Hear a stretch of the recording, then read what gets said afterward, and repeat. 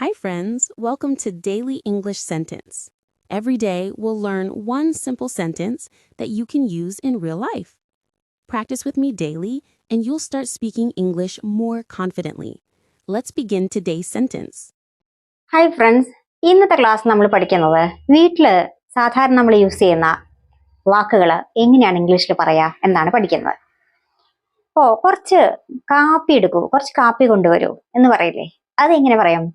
Get me some coffee. Get me some coffee എന്ന് പറഞ്ഞാൽ കുറച്ച് കാപ്പി എടുക്കൂ, കാപ്പി കൊണ്ടുവരൂ എന്നാണ്. സോറി, പാല് കഴിഞ്ഞു, പാല് തീർന്നുപോയി. Sorry, the milk is over. Sorry, the milk is over എന്ന് പറഞ്ഞാൽ പാല് തീർന്നു പോയി എന്നാണ് അർത്ഥം. ഓക്കെ, എന്നാൽ കുറച്ച് ജ്യൂസ് ഉണ്ടാക്കുക. Then make some juice. Then make some juice. ഞാനിപ്പോ കൊണ്ടുവരാം. Okay, I will get it now. I will get it now. കുറച്ച് ബിരിയാണി കൊണ്ടുവരൂ. Get me some biryani. Get me some biryani. ഇത് വെച്ച് നമുക്ക് വേറെ സെന്റൻസ് ഉണ്ടാക്കാം. കുറച്ച് വെള്ളം കൊണ്ടുവരുമെന്നാണെങ്കിലോ, get me some water. Get me some water. അപ്പൊ നമ്മൾ രണ്ട് യൂസേജ് പഠിച്ചു. Get me some coffee. I will get it now. ഞാനിപ്പോൾ കൊണ്ടുവരാം. അപ്പൊ ബിരിയാണി തീർന്നു പോയി എന്നെങ്ങനെ പറയും? Sorry, the biryani has run out എന്ന് പറഞ്ഞാൽ ബിരിയാണി തീർന്നു പോയി എന്നുള്ളൊരു യൂസേജാ.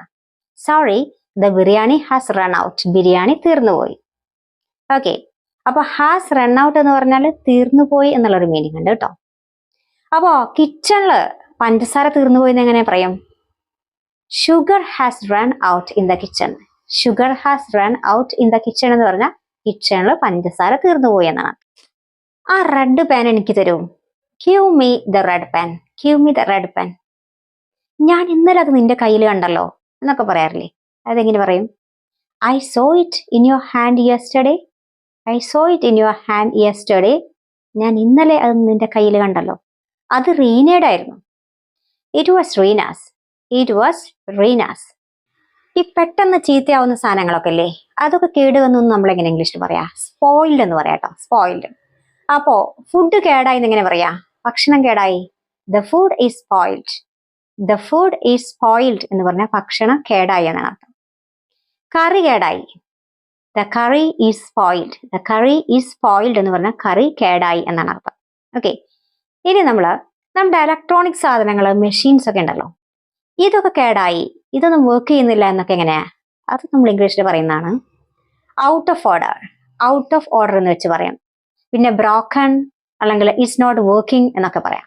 ഓക്കെ, അപ്പോ എന്റെ ഫോണ് കേടായി എന്ന് പറയാം എങ്ങനെയാ? My phone is out of order. My phone is out of order എന്ന് പറഞ്ഞാൽ എന്റെ ഫോൺ വർക്ക് ചെയ്യുന്നില്ല, കേടായി എന്നാണ് അർത്ഥം. ATM വർക്ക് ചെയ്യുന്നില്ല എന്നാണെങ്കിലോ, the ATM is out of order. The ATM is out of order. Thanks for watching.